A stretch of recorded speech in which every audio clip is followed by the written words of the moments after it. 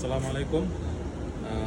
মাত্র নাস্তা করলাম। নাস্তা করার পরে আচ্ছা চিন্তা করলাম যে কোল্ড ড্রিঙ্ক খাবো না, তো নিচে এটা আছে লাবান। তো এটা অনেকটা মাঠার মতো টাইপের।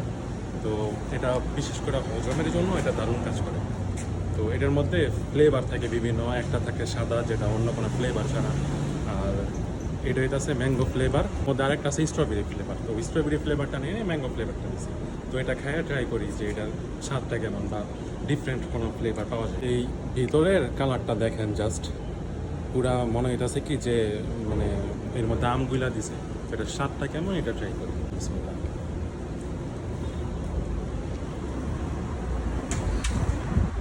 এটা ম্যাঙ্গো ফ্লেভারের তো একটু হালকা মিষ্টি টাইপের। এমনি যেটা সব সময় যেটা খাই, যেটার মধ্যে কোনো ফ্লেভার ছাড়া, ওইটা মানে কেমন যেন লাগে, কিন্তু ওইটার হিসাবে এটা আমার কাছে দারুণ লাগছে। এটার মধ্যে একটা মিষ্টি ভাইব আছে, প্লাস একটা ডিফারেন্ট ফ্লেভার, তো এই জন্য এটা দারুণ লাগছে। তো অসাধারণ জিনিস। আজকের মতো এই পর্যন্তই। ভালো থাকবেন সবাই। আল্লাহ হাফেজ। টাটা।